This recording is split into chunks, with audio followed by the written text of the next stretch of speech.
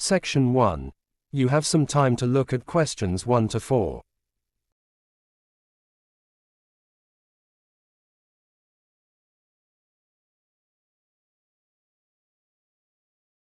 Listen carefully and answer questions 1 to 4. Good morning, Riverside Restaurant. How may I help you? Hello, I'd like to make a dinner reservation for this Friday evening. Certainly, sir. May I ask how many people will be dining with us? Well, there will be approximately 12 people. It's for a birthday celebration. That's wonderful. For a group of that size, I recommend booking one of our private areas. Do you have a preference? Actually, I was wondering if we could have the garden area, if it's available. Let me check. Yes, the garden area is available this Friday. And will you be ordering from our regular menu or would you prefer one of our set menus? What set menus do you offer? We have several options. There's the standard menu, the vegetarian menu, and then we have the celebration menu, which is very popular for birthday parties. Oh, the celebration menu sounds perfect. Excellent choice. Now, what time would you like to book? We'd like to come from 7:30 to about 10 p.m., if that's possible. That works perfectly. I've reserved the garden area for 12 people with the celebration menu from 7:30 to 10 p.m. this Friday. Great, thank you. Is there anything else I should know? Any special requirements? Yes, actually, we need to provide allergy information for some guests. When should I send that to you? That's important information, and we require it at least 24 hours before your reservation. You can email it to us or call back with the details. Perfect, I'll email it tomorrow. Before you hear the rest of the conversation, you have some time to look at questions 5 to 10.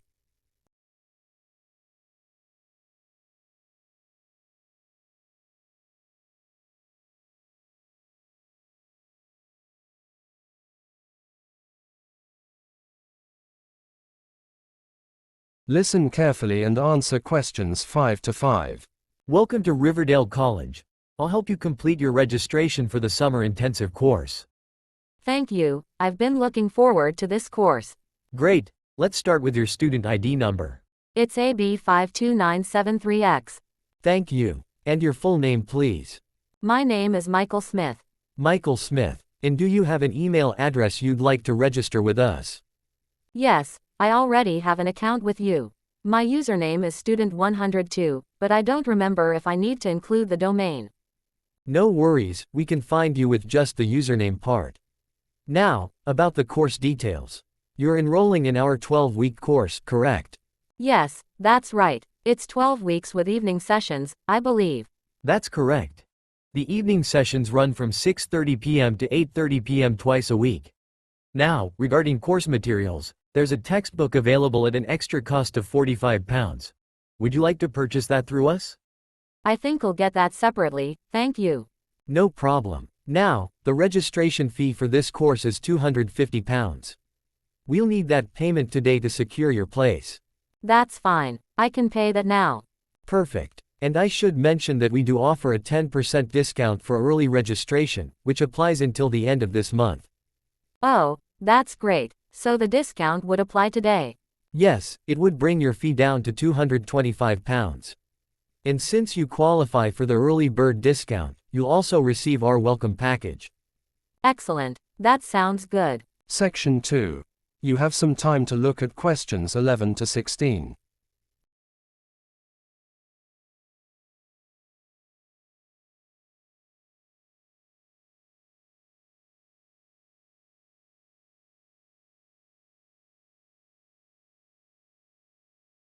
Listen carefully and answer questions 11 to 16. Good morning everyone, and welcome to Riverdale Community Center. My name is Sarah, and I'll be your guide today.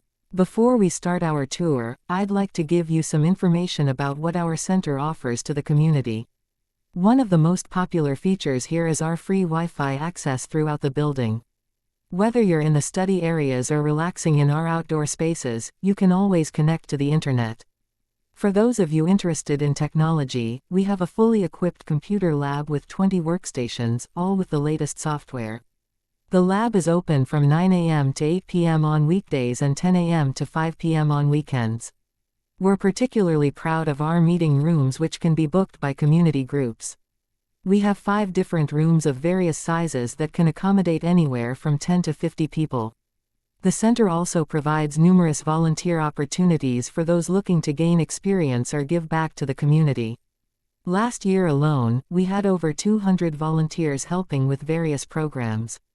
If you need refreshments during your visit, you'll find our coffee shop on the ground floor. They serve excellent coffee and light snacks at reasonable prices. For those who need to print documents or make copies, we provide printing services at the reception desk. The cost is 10 cents per black and white page and 50 cents for color prints. Oh, and I should mention our childcare facility, which is available for parents attending classes or events at the center. It's staffed by certified childcare professionals and can accommodate children from ages 2 to 10. Now, let me tell you about some of the services that are completely free for our members. While most of our specialized services have a nominal fee, we do offer 2 completely free services. Our career counseling service is available to all members at no cost. Our career advisors can help with resume writing, interview preparation, and job search strategies. We also offer language classes for beginners.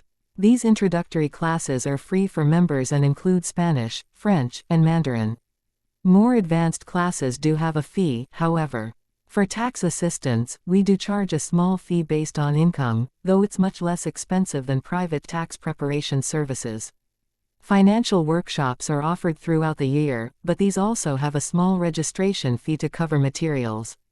Finally, we provide health screenings once a month, but these do require a $5 co-payment for most members, though seniors can access these for free.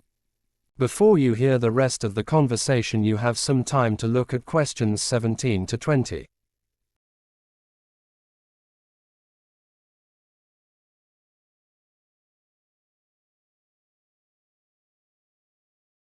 Listen carefully and answer questions 17 to 20.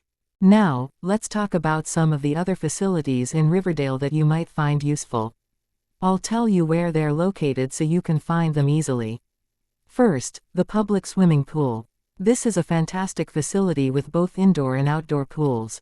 It's located near the shopping mall, making it convenient to combine shopping with swimming if you wish.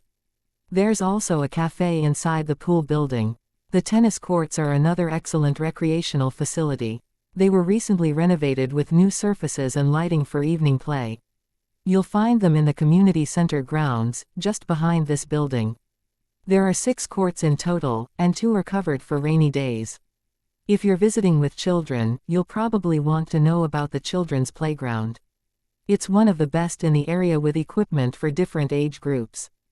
The playground is on the western side of town, near Pine Valley Park. It's about a 15-minute walk from here. Lastly, the public library is a wonderful resource for residents and visitors alike. It has an extensive collection of books, digital resources, and regular community events. The library is located in the community center, on the 2nd floor of this building. It's open from 9 a.m. to 9 p.m. on weekdays and 10 a.m. to 5 p.m. on weekends. These are just some of the facilities available in Riverdale. Are there any questions before we begin our tour of the community center? Section 3. You have some time to look at questions 21 to 25. Listen carefully and answer questions 21 to 25. Hello everyone. My name is Professor Henderson, and I'm the faculty advisor for the Student Union here at Westfield University. I'd like to take a few minutes today to tell you about our Student Union, how it operates, and how you can get involved. Let me start by explaining the governance structure. The Student Union is not managed by the administration, it's run by 4 elected representatives who make up the executive committee. These representatives include the president, vice president, treasurer, and secretary. Elections are held every spring term, and any student can run for these positions. The president has quite a demanding role, as they're responsible for the day-to-day running of the union according to established policies and bylaws. This ensures continuity from year to year, even as different students take on leadership roles. Something new this year is that we've created an additional vice presidential post. In the past, we had just one vice president, but now we have a second who has been specifically appointed to focus on diversity and inclusion. This reflects our commitment to making sure all students feel represented by the union. Now, let me address a common concern among students: communication. We're always looking to improve how information gets distributed around campus. After consulting with student representatives, we've determined that one way to improve communications within the college will be through regular publication of the Student Union magazine. We've tried meetings and elections in the past, but found that a consistent publication schedule works best. While some suggested bringing in journalists from outside, we felt keeping communications student-led was important. If you ever need to speak with the president about an issue, there are several ways to arrange this. The most effective way to see the president is to fix a time with the office assistant, Pat. While some students try to call the president directly or leave notices, the president's schedule fills up quickly, and Pat manages the appointment calendar. Although some students try to drop into the president's office, this isn't recommended as the president is often in meetings or working on projects when not holding office hours. Before you hear the rest of the conversation, you have some time to look at questions 26 to 30.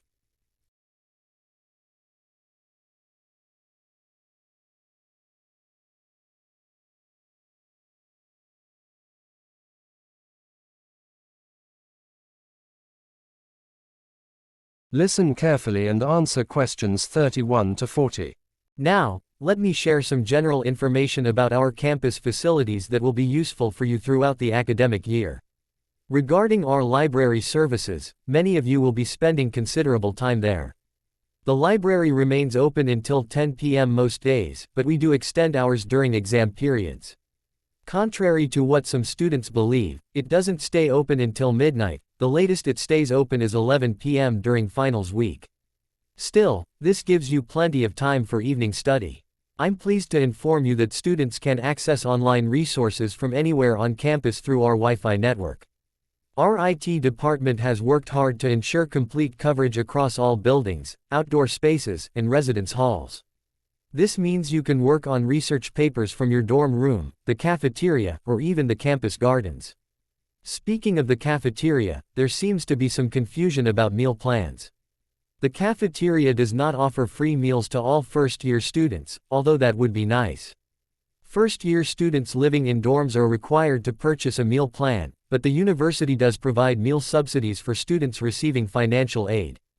If you have questions about dining options, please visit the Housing and Dining Services office. For our international students, I want to clarify that all international students must attend orientation week. This is not optional, it's a requirement. During this week, you'll complete necessary paperwork, learn about visa regulations, set up bank accounts, and get familiar with campus resources specifically designed to support international students. Finally, for those of you who will be commuting between our main campus and the satellite campus, the campus shuttle service runs every 30 minutes during weekdays. Some students think it's every 15 minutes, but it's actually a half-hourly service from 7 a.m. to 9 p.m. The last shuttle departs from the main campus at 9 p.m., so plan your schedule accordingly. That covers the essential information you need to know about our student union and campus facilities.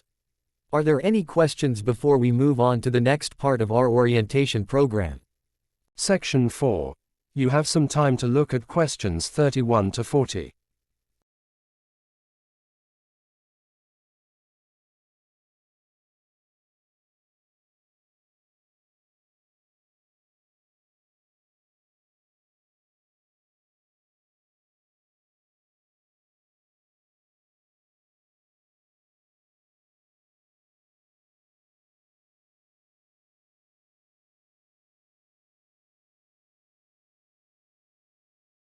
Listen carefully and answer questions 31 to 40. Good afternoon, ladies and gentlemen, and welcome to our Discover Toronto guided tour. My name is Michael, and I'll be your tour guide today. Before we begin our walking tour, I'd like to give you some background information about this wonderful city. Beyond the historic landmarks you can see around us, Toronto also offers vibrant nightlife with many clubs and entertainment districts. The entertainment district downtown is particularly popular with visitors, featuring numerous theaters, restaurants, and nightclubs are all within walking distance of each other. Toronto has a fascinating history. Being founded in 1793, Toronto has become the largest city in Canada. It was originally called York, but was renamed Toronto in 1834. The name, Toronto, is derived from an indigenous word meaning, where trees stand in water. Many of you might remember that in 2015, Toronto hosted the Pan American Games. This major sporting event brought athletes from across the Americas and significantly enhanced our sporting infrastructure. The main stadium was later converted into a multi-purpose athletic facility that residents can use today. Now, let me tell you about some seasonal activities you might enjoy if you extend your stay or return to visit throughout the year. We have a guide here showing the calendar of major events. In May, we have the beautiful Cherry Blossom Festival. This takes place in High Park when thousands of cherry trees bloom, creating a spectacular pink canopy. The trees were a gift from Japan, and this annual celebration has become a photographer's paradise. July brings the vibrant Jazz Festival, which features performances by world-class musicians in venues across the city. September is known for the International Film Festival, which attracts celebrities and film enthusiasts from around the globe. It's second only to Cannes in terms of its influence in the film industry. In November, we have the Winter Festival, which marks the beginning of the holiday season with light displays, outdoor markets, and various cultural performances. February features Winterlicious Cuisine, a culinary celebration where top restaurants offer prix menus at reduced prices. It's a fantastic opportunity to experience Toronto's diverse food scene without breaking the bank. Now, let's discuss some scenic spots you might want to visit during your free time in Toronto. I've prepared a small handout for you with this information. From downtown to harbourfront, you can enjoy trails, lake and markets. The Harbourfront Centre hosts numerous festivals and events year-round, and the waterfront markets are perfect for finding unique souvenirs and sampling local foods. The Toronto Zoo is home to over 5,000 animals representing 450 species. To observe wildlife in natural-looking habitats, this is the place to go. The zoo is divided into 7 geographic regions, making you feel like you're traveling around the world. The CN Tower, once the world's tallest freestanding structure, offers an observation deck and restaurants with panoramic views of the city. On clear days, you can see all the way to Niagara Falls. Toronto Islands provide a peaceful retreat from the urban bustle. You can take a ferry cruise to reach them. The islands offer beautiful beaches, picnic areas, and even a small amusement park for children. High Park is one of Toronto's largest public parks, spanning 161 hectares. It's great for hiking and picnics. The park features numerous trails, sports facilities, a zoo, and beautiful gardens that change with the seasons. That covers the essential information about Toronto. We'll now begin our walking tour, starting with the historic street. Lawrence Market just ahead. Please stay together as we navigate through the city streets, and feel free to ask questions along the way. That is the end of the test.